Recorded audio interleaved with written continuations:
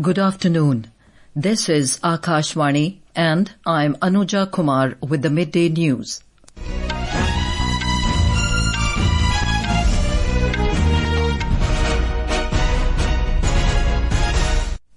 The headlines. The Promotion and Regulation of Online Gaming Bill tabled in the Lok Sabha.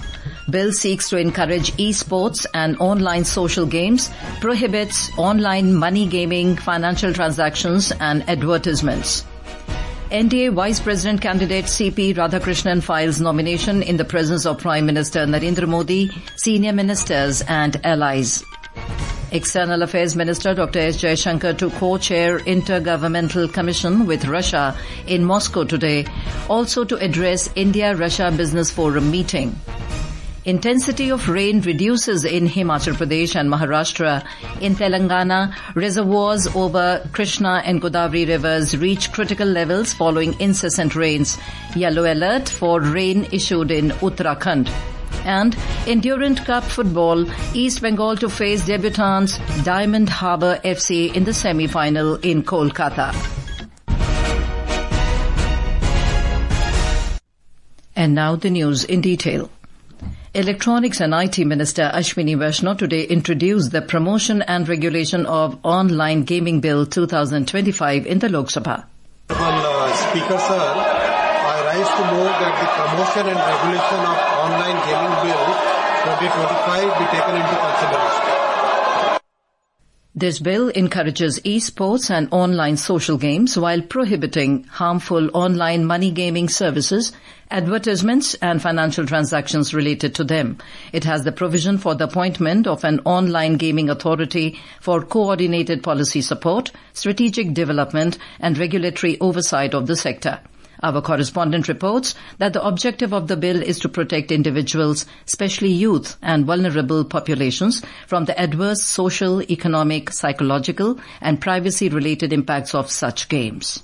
The bill has a provision of complete ban on offering, operating or facilitating online money games. There is a provision of imprisonment up to 3 years and fine up to 1 crore rupees or both in case of violation of law related to online money gaming. In case of repeat offences, it will attract enhanced penalties including imprisonment up to 3 to 5 years and fine up to 2 crore rupees. The bill will establish a uniform and national level legal framework in the public interest. The bill will protect the country's youth from predatory online real money gaming apps like poker, rummy and other card games which manipulate them through misleading monetary return promises that leaves entire families in financial distress. The introduction of the bill reflects the government's commitment to a safe, secure and innovation-driven digital India that boosts creativity, safeguards citizens and strengthens national security. With Dipendra, this is Anand Kumar for Akashvani News, Delhi. Disruptions in legislative proceedings continue in both houses of parliament following opposition parties' uproar over various issues including special intensive revision of electoral roll in Bihar. Both the Lok Sabha and the Rajya Sabha were adjourned twice, first up to noon and then till 2 p.m. When the Lok Sabha assembled at noon after the first adjournment, Union Electronics and IT Minister Ashwini Vaishnaw introduced the Promotion and Regulation of Online Gaming Bill 2025 amidst opposition uproar. Parliamentary Affairs Minister Kiran Rijiju objected to the behaviour of the opposition members for disrupting the House.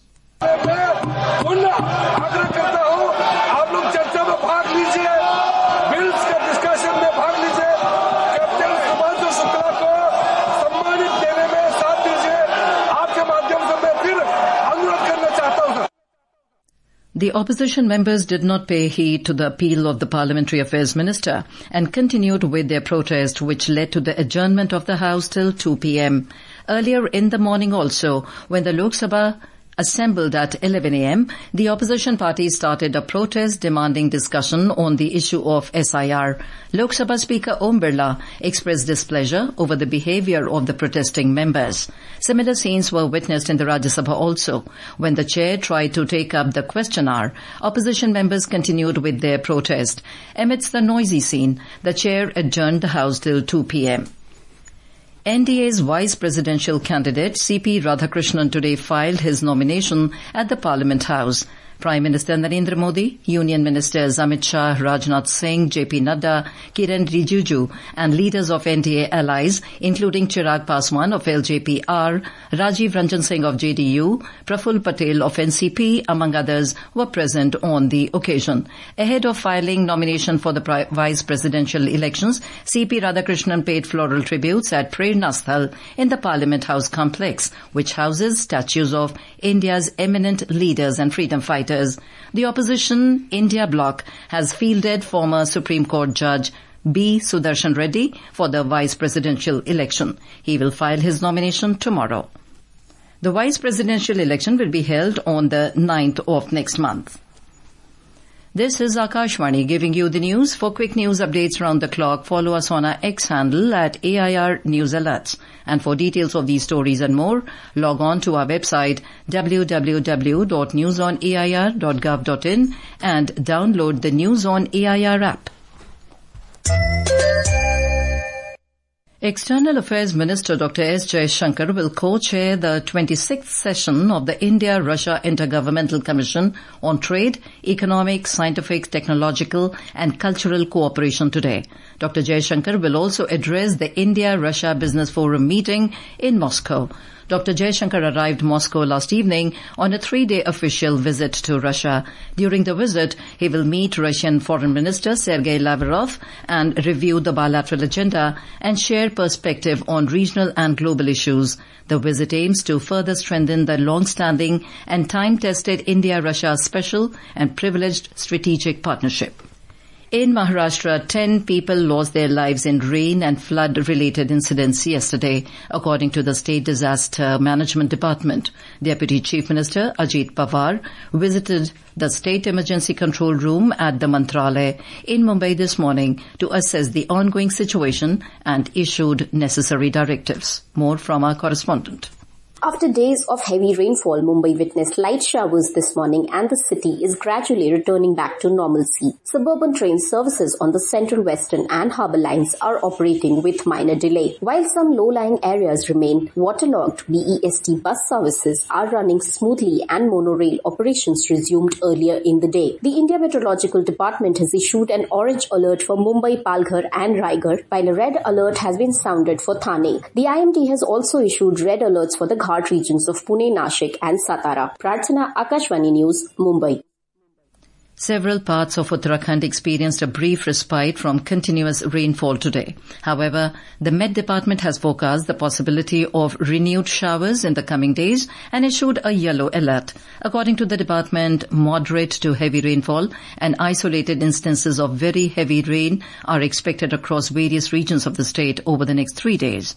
Due to rain and landslides, around 150 roads remain blocked across the state, including some national highways and numerous rural link roads connecting to the villages.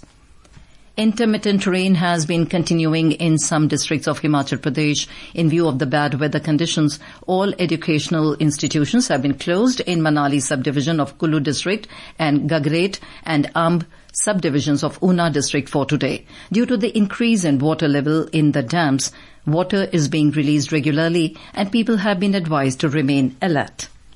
In Telangana, reservoirs over Krishna and Godavari Rivers are nearing critical levels following incessant heavy rains in the catchment areas. Reservoirs including Sri Ram Sagar project, Sri Padiyallamapalli and Nizam Sagar projects over River Godavari and its tributaries are under pressure with heavy inflows following heavy rains. The authorities have opened gates to prevent overtopping and to balance irrigation needs, drinking water supply and flood safety. In Karnataka, as the cyclonic circulation lay over southeast Madhya Pradesh and offshore trough lies at mean sea level, along Gujarat-Maharashtra coast, heavy downpour is reported in North Karnataka. More from our correspondent. The schools and pre-university colleges remain closed today in Belagavi, Uttara Kannada, Dharwad and Haveri districts. Uttara Kannada District Deputy Commissioner K. Lakshmi Priya has asked officials to alert people located near Sharavati River. The fishermen are cautioned not to venture into Arabian Sea due to inclement weather. As on date, 18 houses are damaged due to heavy downpour in the district. As a precaution, 101 residents were shifted to rehab shelters. Due to heavy downpour in Maharashtra, the inflow into Krishna River has increased considerably, causing extreme extreme load on Almaty Dam in Vijaypura district. Downstream are alerted. Sudhindra, Akashvani News, Bengaluru. Torrential rains continue to lash several parts of the coastal districts of Saurashtra on the second consecutive day. Devbhoomi, Dwarka, Gir Somnath and Junagadh districts have received heavy rainfall since yesterday, affecting normal life in the region. We have a report from our correspondent. Devbhoomi Dwarka district recorded 11 inches of rains in the last 24 hours. Kalyanpur Taluka in Devbhoomi Dwarka and Mendada in Junagadh were the worst affected by the rains, recording more than 10 inches of rainfall. More than 35 villages in Junagadh district are cut off and several roads passing through coastal districts are closed to traffic. All the boats at sea have also been instructed to return with immediate effect. Nearly 64 dams in the state are on high alert and residents downstream are being shifted to safer locations. Meanwhile, the IMD has issued a red alert for 5 coastal districts of Saurashtra and South Gujarat for today. Aparna Khund, Akashvani News, Ahmedabad. In some more news, Russia has lauded India's stature as a global power and called it a leading economic power with diversified foreign policy.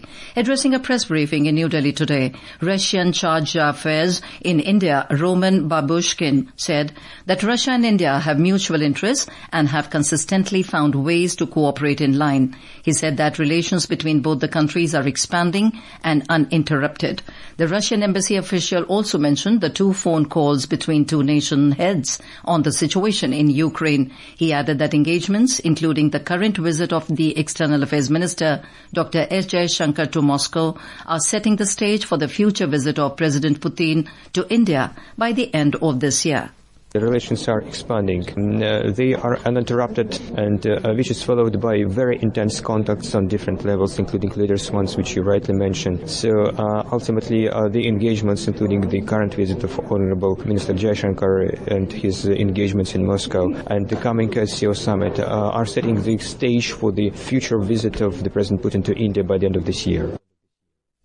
And in sports, the 134th Durand Cup semi-final will witness a fascinating clash of tradition and ambition when East Bengal will lock horns with debutants Diamond Harbour FC in Kolkata today in the second semi-final of the tournament. For East Bengal, the tie represents a golden chance to build on their derby triumph over Mohun Bagan and move closer to reclaiming their stature as a cup-winning force. On the other hand, Diamond Harbour FC have already made headlines by upsetting Mohammedan Sporting and Jamshedpur FC. Meanwhile, defending champion North East United FC booked its place in the final of the Durand Cup 2025, edging past a spirited Shillong Lajong FC in a repeat of last edition's semi-finals.